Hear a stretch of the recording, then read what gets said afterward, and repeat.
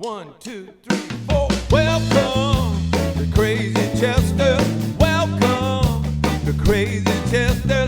Crazy Chester's Radio Hour. Welcome to Crazy Chester. Welcome to Crazy Chester. Crazy Chester's Radio Hour. Yeah, Crazy Chester's Radio Hour. Crazy Chester's Radio Hour. Welcome to the Crazy Chester Radio Hour. I'm your host, Andreas Werner, songwriter, composer, record producer with a Muscle Shoals heart. And I'm excited about my guests today. They are great friends and wonderful women. So Cindy Richardson Walker and Marie Tomlinson Lewey are background vocalists from Muscle Shoals. Collectively known as the Shoals Sisters, they can be heard on numerous recordings coming out of Muscle Shoals and also Nashville. Collectively and separately, they have sung on recordings by artists like Clarence Carter, Kris Kristofferson, Percy Sledge, Willie Nelson, Garth Brooks, Gregg Allman, and Carla Russell. Marie Lewey also sang on several Ronnie Milsap tours in the 1980s with Suzy Storm and Barbara Wyrick. Cindy Walker released a Christian album called Crusader in 1984 and has been singing with Lynda Carter, who's all of our Wonder Woman, for many years now. Songs Cindy has written were recorded by Lenny LeBlanc, Sheena Easton, Dottie West, Dr. Hook, and Etta James. They are wonderful singers, but most of all, they are just beautiful souls with beautiful hearts. And I'm excited to welcome Cindy and Marie to the Crazy Chester Radio Hour. Cindy, Marie, thank you so much for being my guests today. It's always a privilege to be around you, to work with you, to hear you sing, and to be able now to share your stories with me and everybody who's tuning in. I'm so grateful that you're here, so thank you for coming. Thank you. Thank We're so you honored for to be having us. asked. Yeah, Mm-hmm. So you're collectively known as the Shoals Sisters. we are. But both of you had, your individual career, and especially you, Cindy, have done a lot of work in Nashville, like more recently, and touring. So we're trying to find a good mix of kind of, not leaving out too much while still mostly focusing on kind of our intersecting projects, I guess. Okay. So one thing that's important to me, and it's kind of a reason why I started a podcast, is I have many incredible mentors and people I look up to, and I would include the two of you in that as well. So maybe we can start off by you telling me what are some of the people that mentored you or you looked up to, either by knowing them or by just being musical presences looming large in your life. Mm-hmm. Do you want to start out, Marie? I can. As far as those who mentored me, I was from a very small town, so I other than my wonderful choir directors or whatever, I wasn't even in a choral group at school. So it was really just my church choir.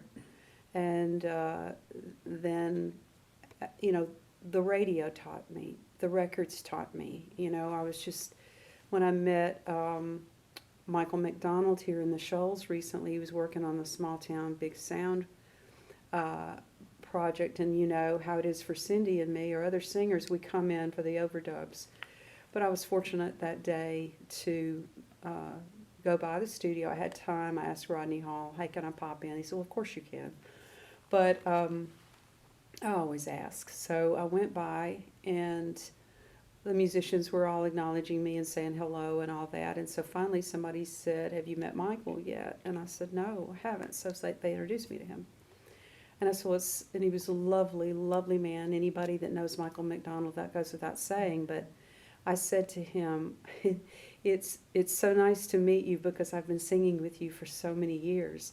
And by that meaning, I had sung along to his records, to the Doobie Brothers, to all that. You know, and you can say that towards so many artists, Joni Mitchell, Karen Carpenter early in my life, others like Eva Cassidy, but groups like the Eagles or Crosby, Stills and Nash. Oh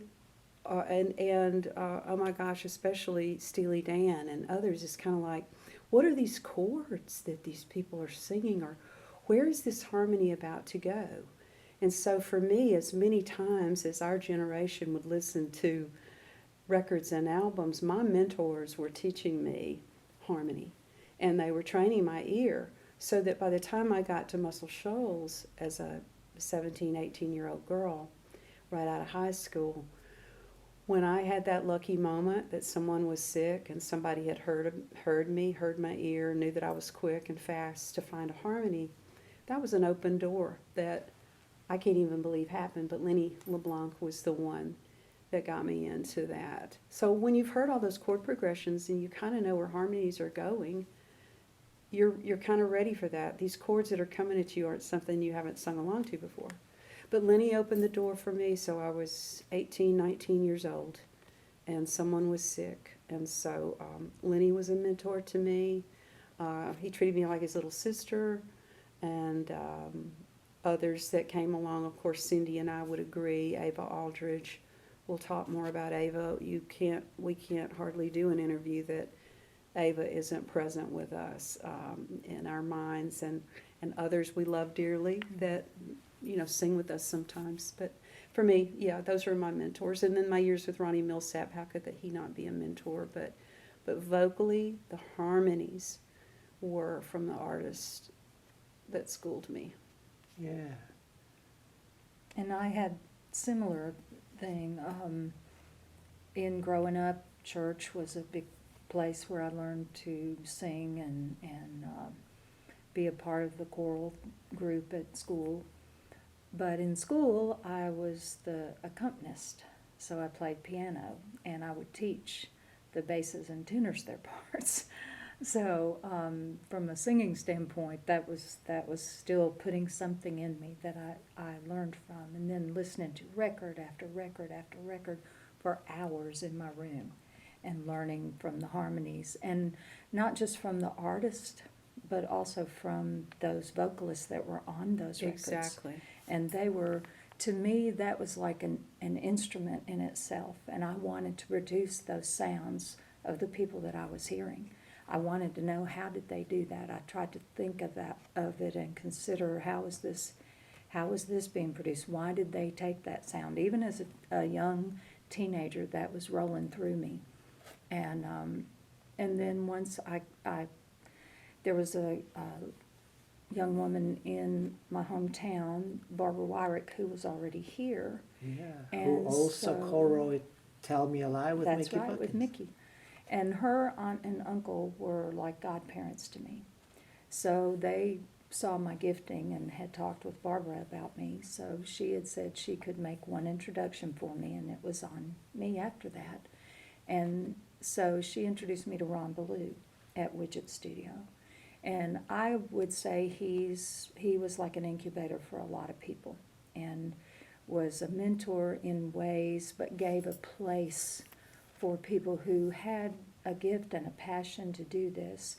And so at that time, Jerry Wallace, Ava Aldridge, Sue Richards, Jeannie Green were all working through there on projects for Ron at different times, depending on the sound he wanted. So I was introduced to them, and Ava and Jeannie in particular were big mentors for me here, vocally, and of course Ava and I from songwriting. And Widget was a good place for me as a writer too, because I learned a lot from people there. Jerry was an influence also.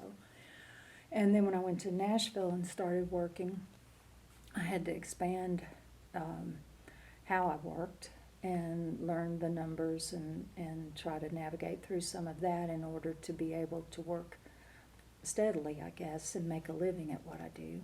And there, Lisa Silver and Dennis Wilson in particular were very instrumental in that for me. So. Yeah, and just for the people who don't know, it's the Dennis Wilson who was with the Beach Boys, but it's not the same Dennis Wilson. It's Dennis Wilson who sang on a ton of Nashville records. Right. And it's interesting that both of you mentioned like the listening experience and that translating to your craft, because whenever somebody asks me, hey, how did you learn to produce records? You know, it's a long answer, but probably I learned more from listening to records and really listening and trying to analyze how they came to be, learning who played on it, who sang on it. That's it's probably more the most important ingredients in learning my craft, I think. Even, you know, because you can read about it and this and that, and you could even go to school, I guess, but for some reason it's like it seems like every song you listen to, every record you listen to, you kind of feel a bag that you can at some point draw from, even if you're not aware when you listen, but it still kind of becomes part of your being. And this is Marie, I'll comment to that. You know, as far as producing records, I would say over these, and I know how you produce, Andreas, because you're a musician, you know, at heart. So I've been with you and I know how that creative process is for you. But I would say in the 40 years that I've been working in the studio, I have felt produced very little. It seems that in my work with Cindy and formerly in Ava, in that group, and then a group with Barbara Wyrick that she just mentioned, and Suzy Storm at Wishbone. In all of the studios we've worked, it seems that we get out on the floor and they already know that we're not just singers, we're also songwriters, that we have ideas.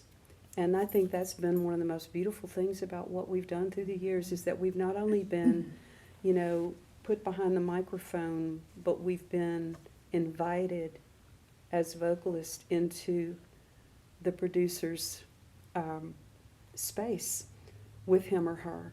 They want to know, well, what would you think would serve this song?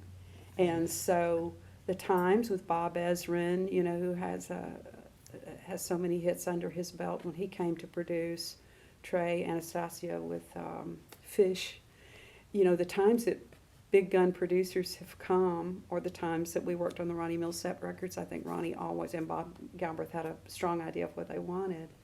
But I'll say most often, it's been a collaboration, in the Muscle Shoals especially. It's been such a beautiful thing for me. And I've done some session work in Nashville, but while Cindy was really, really staying busy in Nashville and Muscle Shoals, those were probably my Ronnie Milsap years, and then some of my having some babies and needing to be right here in the Shoals. But it's certainly worked out for Cindy to embark on that. But originally, it was, to me, I was working with these 4 extraordinary singers and creatives, and that was Cindy and Ava in one group, and then Barbara and Suzy in the other. And I remember saying, these are my Shoals sisters. And so I brought that up, and then when we got off the road with Milsap, Ava and Cindy and I remained. And so they were my Shoals sisters. And we continued on for many, many years, and have had some great times with others. And of course, our favorite being Carla Russell, and getting to work with her through the years. And recently Angela Hacker, we worked a good bit with her. But it's usually Cindy and me, and you understand this as a producer, that you want them to pick 3 singers, you want them to book 3 singers, but so often, the budgets being what they are, they're really getting down to the pencil by the time they call in the horns and the backgrounds.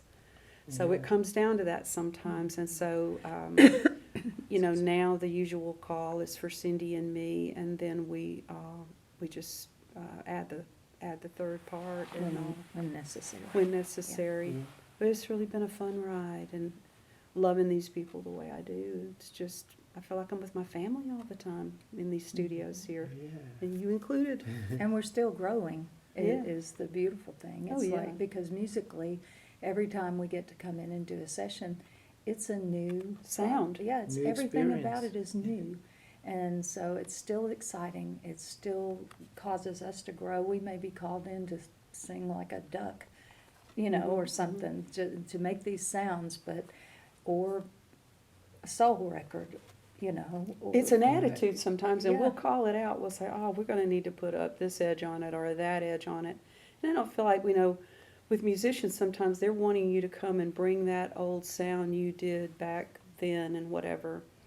And Cindy and I kind of have to feel like, they're probably wanting a now sound.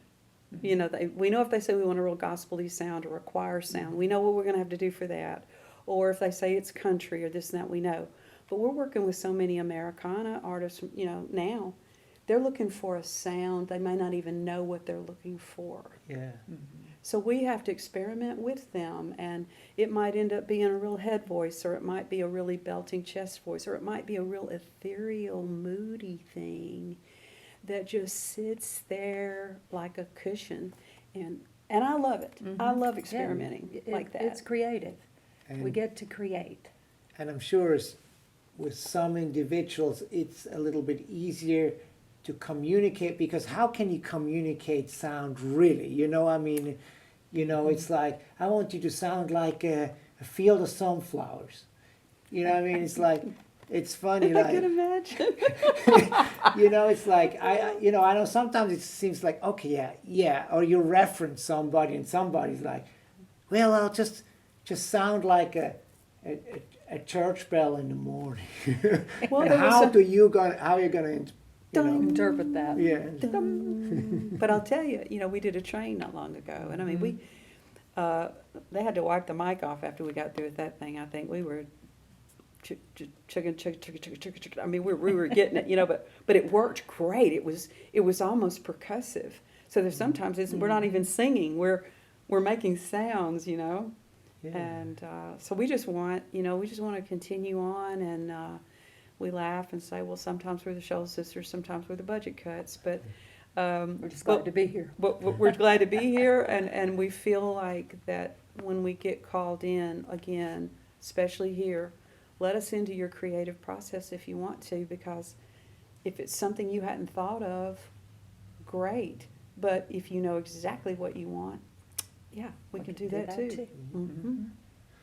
Yeah. Yeah, you mentioned that, like, usually you get invited in for who you are, and I think that's important, because to me the most important task of a record producer is being a good casting director. If you don't deliver what I think you can, it's not really your fault. You're just doing what you do. I'm talking about you in general, But it's my fault for not doing my homework right, and calling you on a session that's something that you might not be down your comfort zone. And you can do anything. I know, I've been around you, but like sometimes with an instrumentalist, maybe it's a little more limited. It's like, you get Spooner for certain things and then Clayton for something else.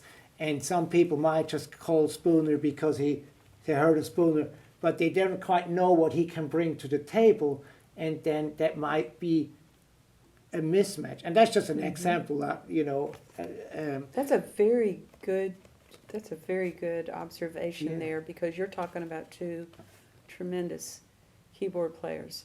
But when you've got them in their zone and you've got them in what they love to do, that you've captured what you wanted from them. Absolutely. But it's up to you to know that what they do. Yeah, And of course they do so much great. It's absolutely. they could do most anything.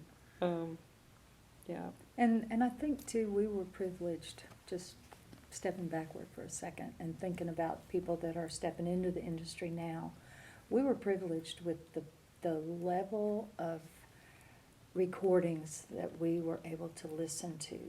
I mean, we came in during the greatest period of music. It was diverse, even like in the pop market and country market. There were a lot of And the rock. Yeah, I mean, it All was, of that. and soul even.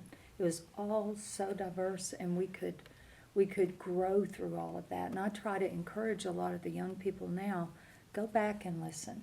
Expose yourself to things that you're not generally going to gravitate toward, and you will be influenced by it and learn from it. Study it, see what they're doing, because we did that. We didn't know what we were doing, but we did it. And that's where we gleaned and honed our craft. Yeah, absolutely. So, one thing I would like to talk about is both of you work a lot in the studio, have been working a lot in the studio for years, but also in the live setting. I guess you, Marie, probably most notably, your few years on the road with Ronnie Milsap, and you, Cindy, more recently behind Lynda Carter. And I would like to ask you, is like, what are maybe the most different aspects of the two, or some of the most similar, like for the two of you? Like, is there, how does it feel different, maybe? From studio to live. To live, yeah. Other than that, there is a visual presentation to it, but maybe that is. I'll, this is Marie. I'll speak first to that. And I think I just get such a charge out of it. The audience, I think I know I had some dreams of being an artist one day, and I pursued them to a point, and I invested 7 years with Ronnie Milsap. So even though I thought that I wanted that life, and I was honored to share the stage, and because of Ronnie's blindness, his background singers, Barbara Wyrick, Suzy Storm, and I were called on that. Ava, Aldridge, and Cindy here did not want to go on that tour. They had other things going on. So naturally I reached out to Barbara and Suzy. But there was a part of me that I thought I was destined for the stage someday. My own shows, Milsap had said he wanted to help me with that, have me front. Some of those things didn't happen, Sometimes you want to help lift people up and away from you, and other times you think, I don't really think I want her to go. I don't know, but all I know is he didn't. And the 7 years I spent with him were so satisfying, though, because what Ronnie did give me, many, many things, but he gave me a place in his show where I came out and did a duet with him. And also he utilized Barbara and Suzy and me through a choreographer, through a designer and all. We were incorporated into his show. We were featured around him, beside him, dancing, moving, pushing him off stage, doing medleys that would help a Vegas crowd who did not know him to fall in love with him. And we were the eyes for the crowd. So for 7 years, he's saying something funny, but we're the ones looking out into the crowd and laughing with them, or rolling our eyes at him, or doing the whole shtick that worked for him. Yeah. So I think there's a part of me that I get an energy from performing, and I love to do that. And ironically, in recent years, people here in the Shoals have kind of said, wait a minute, Cindy, Marie, on this show, we'd really like for you guys to step out and do something. Mm-hmm. And it's been a surprise, I think, that even though they see us as background singers, there have been some moments where we have come out and done some special shows where we were featured. That's not what we're more of it. That's not what we're necessarily trying to do. But Cindy, the different, she can tell her difference, but I do know that I do seem to run toward the front of the stage more than Cindy does. Yeah, Cindy runs to the back, I run to the front. No, but it's just that the crowd, I'm telling you, there's something about the crowd. That's the difference in being in the studio. And even some small things that Cindy and I do, I find that I sing differently when there's an opportunity, someone's going to respond to it. Instant gratification is different, for sure. Instant. I know if I'm serving that song well, I can tell if it's moving them or that our performance is. And that's it for me. I'm really focused on the crowd, the audience, and pleasing them with what Cindy and I have been working on. So, and especially the artists we're supporting. Primarily, there's nothing I love more than an artist is out there that's not used to having background singers, and the show starts, and maybe they didn't make it to sound check, and Cindy and I jump in, and it's like their head just rolls around like, oh my gosh, and that makes me so happy. Cindy and I are always delighted when we see their reaction. They're proud we're there. So, yep. Yeah, that's good. And I know, Cindy, you have also had an opportunity to do a project as an artist, and you made an album in, I would say, around 84, something like that, called Crusader, that is still being praised, and still, I remember getting an email from somebody telling me, hey, can you please tell Cindy how much this record meant to me when I went through a hard time in my life, or something like that. So would you mind talking a little bit about how that album came to be? Yeah. Lenny LeBlanc was on a label at the time called Heartland out of Florida. And we had all been journeying our relationship with Christ, he, Ava, and I in particular at that time, because we were at Muscle Shoals Sound. And God had been dealing with my heart on many things, which a lot of those songs came out of, and really bringing healing to my life in areas of rejection and deep hurts and a lot. So Ava and I were writing, and she had just gotten saved, and so we began to write, and she was writing with Lenny for his project. And so Lenny told John Phelps about me, and so when we talked, I told him, I said, I don't know how to be an artist. I've never desired that. I really am better at backgrounds as far as my comfort zone, but my heart to serve God was very strong and determined. So my heart on that project was exactly what it's done, that it would reach people in their homes or in their cars or wherever they were, that they would have that moment alone.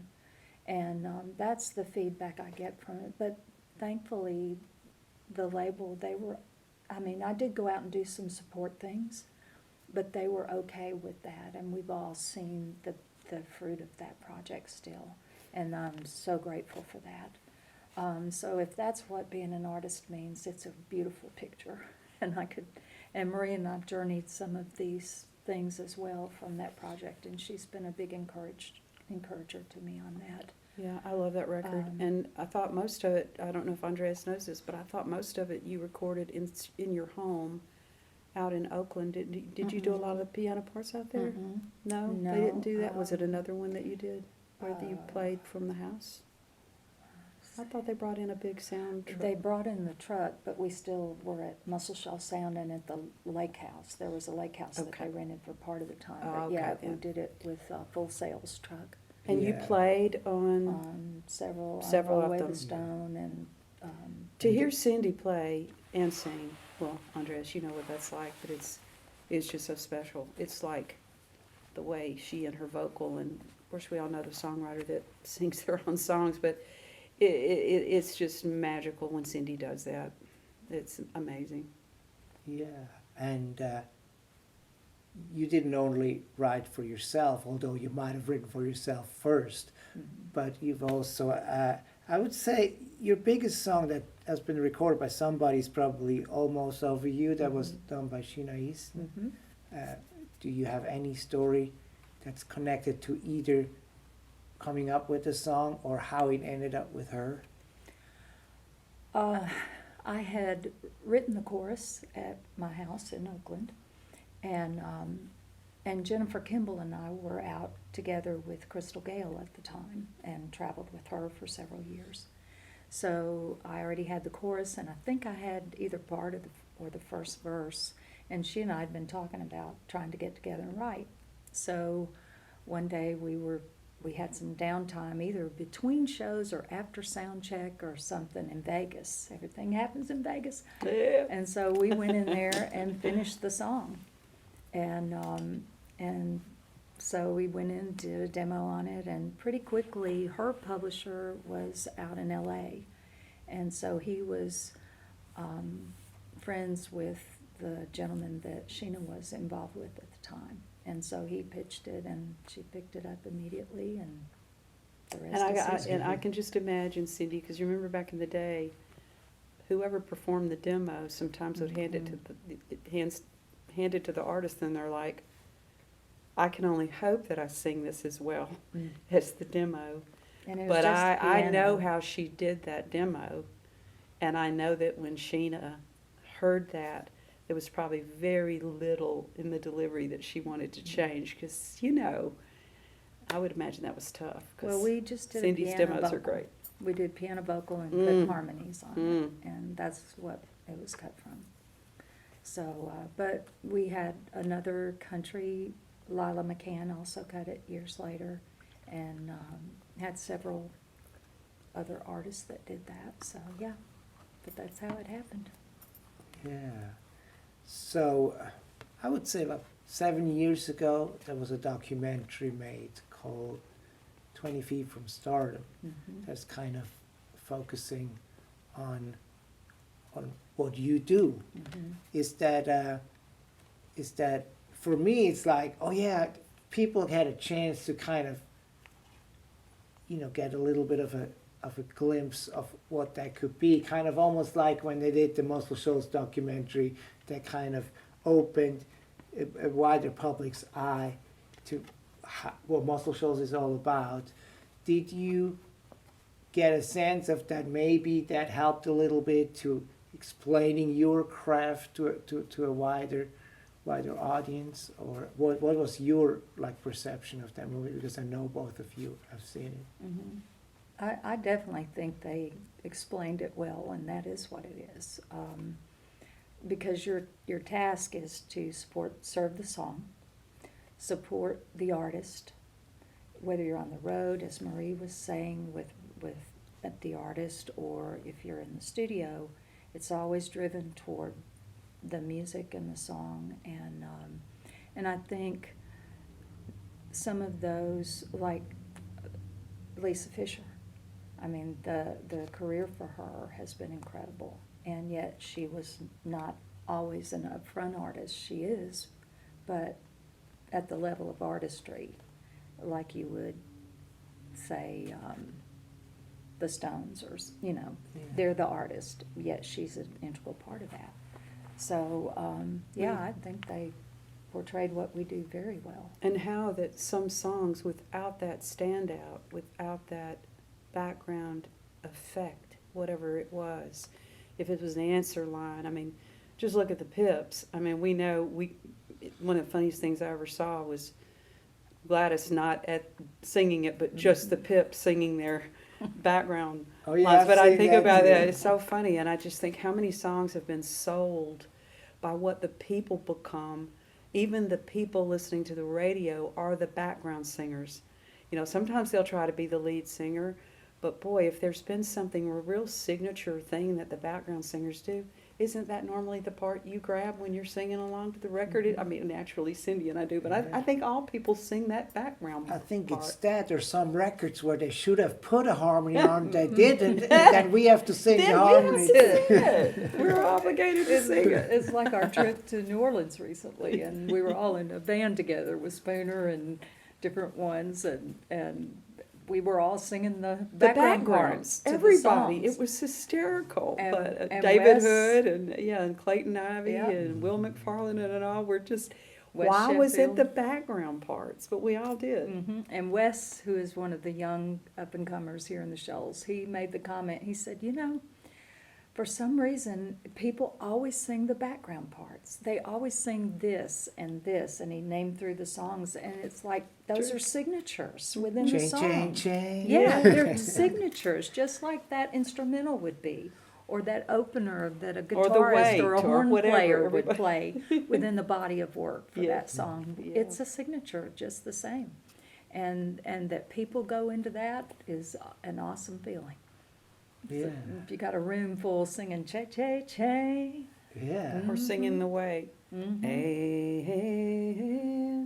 Yeah. You know, everybody wants to join I in. just got to do that with Levon's band at Did Levon's you? Barn a month or so ago. And that was Oh. something else, you know. That's cool. That's amazing. And Good for you. it's one of my favorite songs. It's Rachel's favorite, my wife's favorite song, I think. Yeah, isn't it? I mean, that's the signature lick of that particular song, Yeah. and the one that everybody remembers. Okay, and then vocal- Aretha, just think about it, respect, Yeah. and all of those things. The Mavis Staples singers. If people start paying attention to that, if they don't know already, pay attention to that, and see if that's not true. So, Yeah. so these things, this creative process of coming up with stuff now,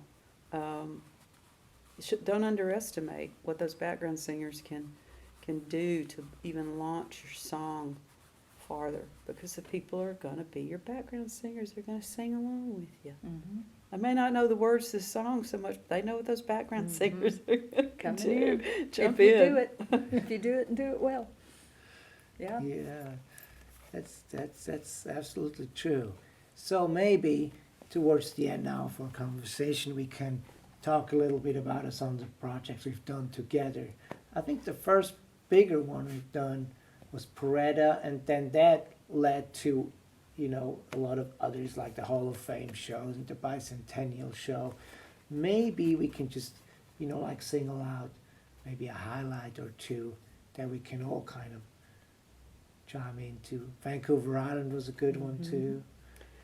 Well, I'm so grateful, Marie here, but I am just so grateful. First, I love to travel, and I really couldn't believe that we were all, the veteran folks in Muscle Shoals were going to get to go to Peretta. I will say, Andreas, I mean, you've had a lot of highlights in your life, and I've had a few too, but going to Peretta and being there, I would definitely say was one of the highlights of my life. I had no idea that I could go to that a beautiful little Italian village like that. I just, it was a dream. I didn't even dream it, but it was a dream that came to me, and so I appreciate so much you doing that, and we have some memories there that we won't ever have again with some people that aren't here anymore. And then, of course, like you said, Vancouver, it was another thing. I thought, wow, these people, I just loved it there. And then Lincoln Center, outdoors, blew my mind. I can still remember thinking, is anybody going to come? Are we okay, this Muscle Shoals group of folks? Are we enough, for Manhattan to respond to? I did. I kept nervously peeking out there and could not believe that it was a huge, huge crowd. Yeah, I still can't believe that. yeah. So yeah, sometimes it seems like life saves the best for last, and I'm not saying that was the And last. the best is yet to come. And Thank I'd you. like to say the best yet to come, but I'll say this: those shows we all did together are just so well planned. People were such wonderful hosts to us, and we were treated so well. But I'll have to tell you, those are way, way, way up there in my life as things that were so enriching, and to be doing it with my friends, I'll just forever be grateful for that. Yeah. Good times indeed. And I did owe everything Marie just said.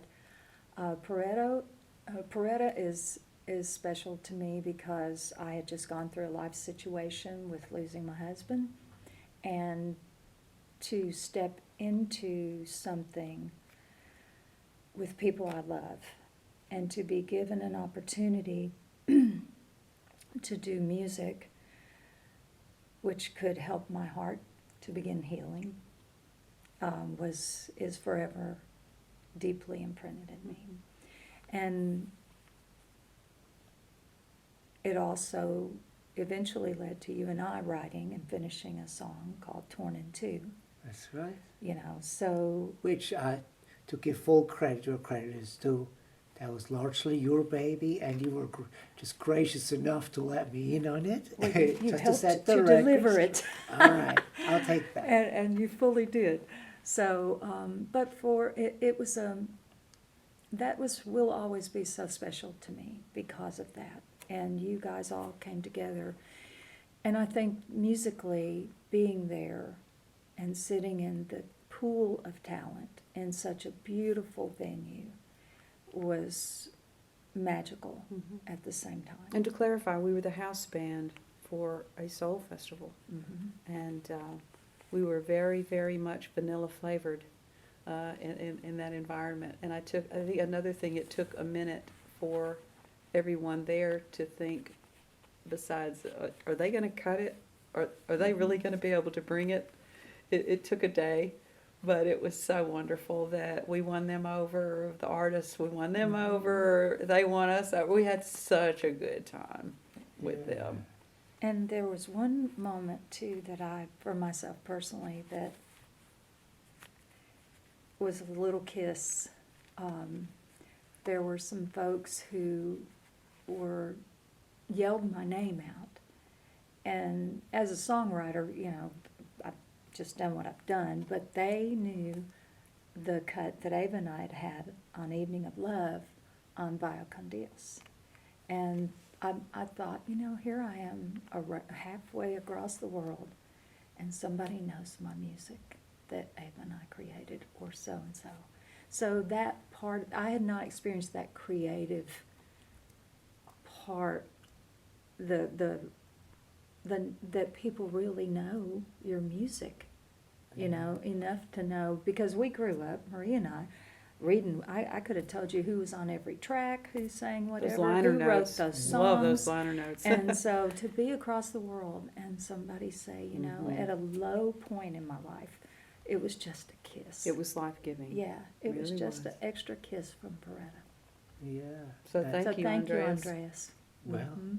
that was just, takes a village, But it just says what we do, relationship is so important. It is, for sure. And every opportunity is a gift.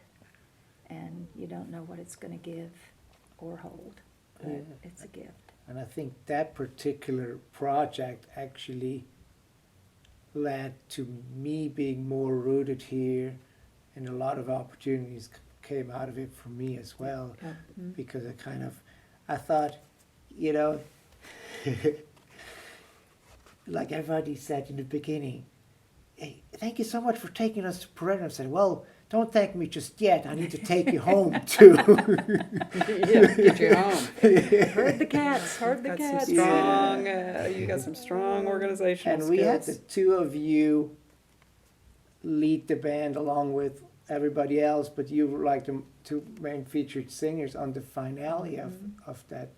It was that show. it was Pressing On. It was the song Bob by Dylan Bob song. Dylan. Yeah.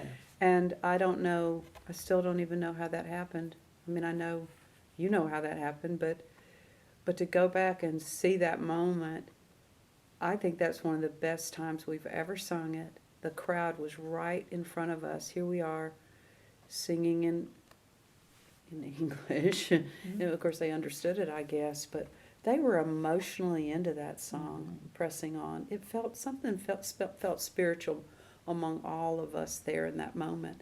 And I thought, I don't know why we would be the ones to be closing the show, but it was a beautiful thing. Yeah. Good call, you.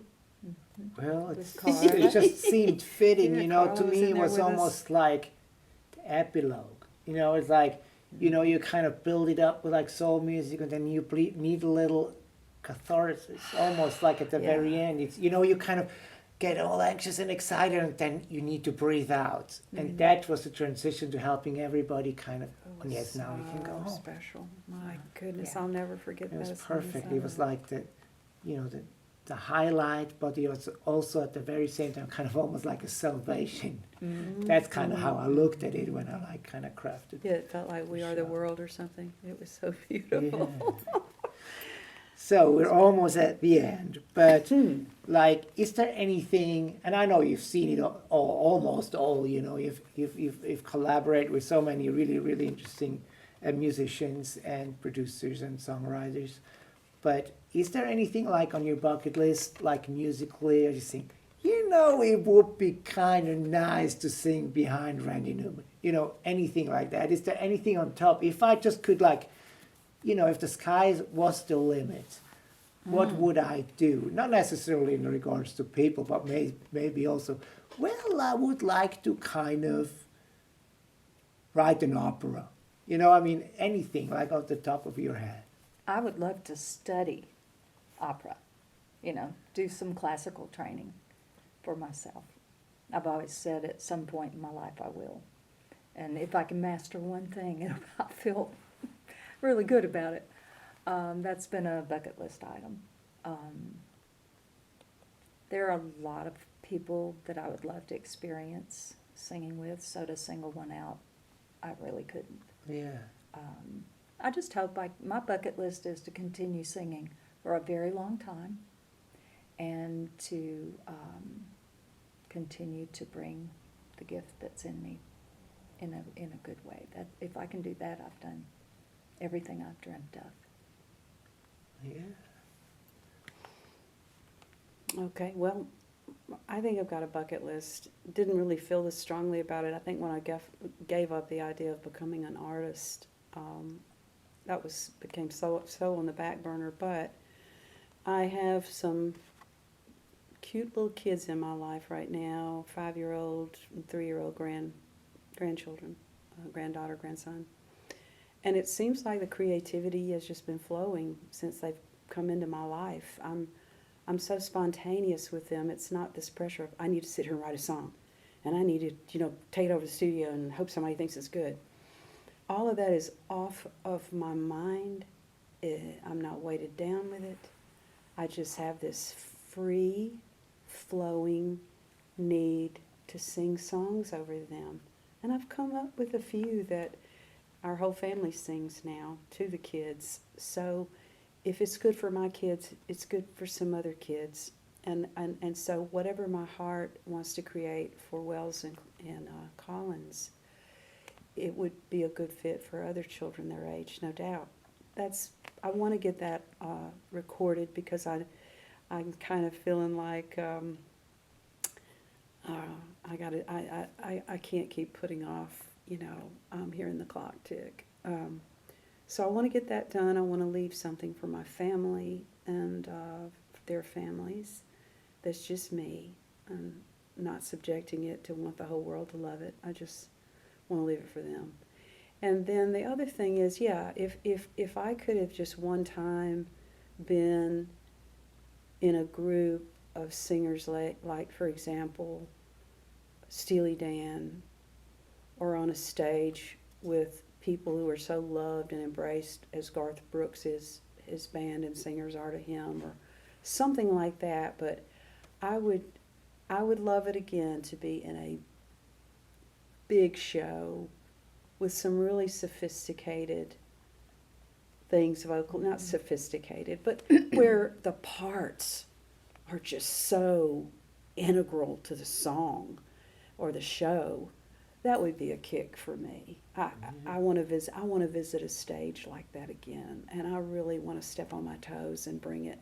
You know, I don't know who the artists would be, but those are just some people that I know they take their background vocalists very seriously and want them in that show. My friend Catherine Russell has been out with the Steely Dan band for a while now. My gosh.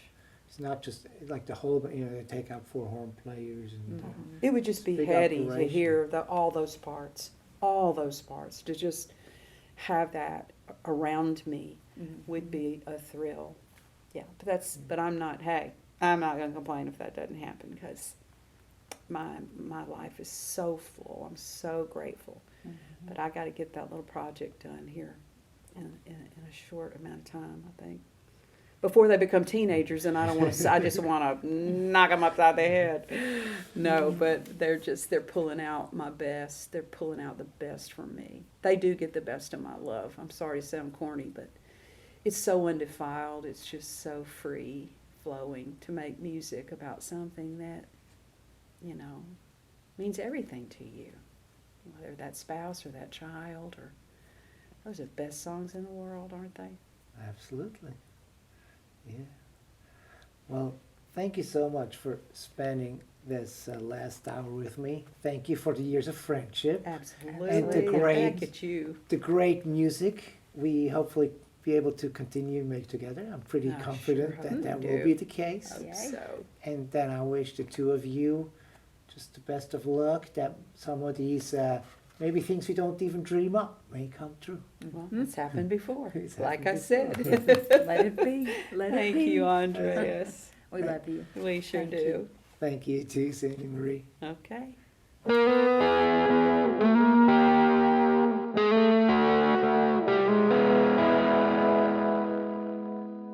And that was my conversation with Cindy Walker and Marie Lewey. Now go and check out their incredible discography and seek out some of those great tracks and albums they sang on, both collectively and individually, and with their late friend, the great Ava Aldrich. If you liked today's episode as much as I did doing it, please go back and check out some of our earlier episodes featuring people we mentioned today, including Lenny LeBlanc and Spooner Oldham, and many other great Muscle Shoals luminaries. Certainly some of my great heroes and heroines of my record collection. Now, to support the podcast, make sure you subscribe to it, you like it, wherever you're listening, so we can keep doing this. And it's been a matter of my heart to archive the stories of my great collaborators, heroes, mentors, and friends. And that's it for today. Thank you so much for tuning in, and I hope I'll catch you again next time. Bye-bye.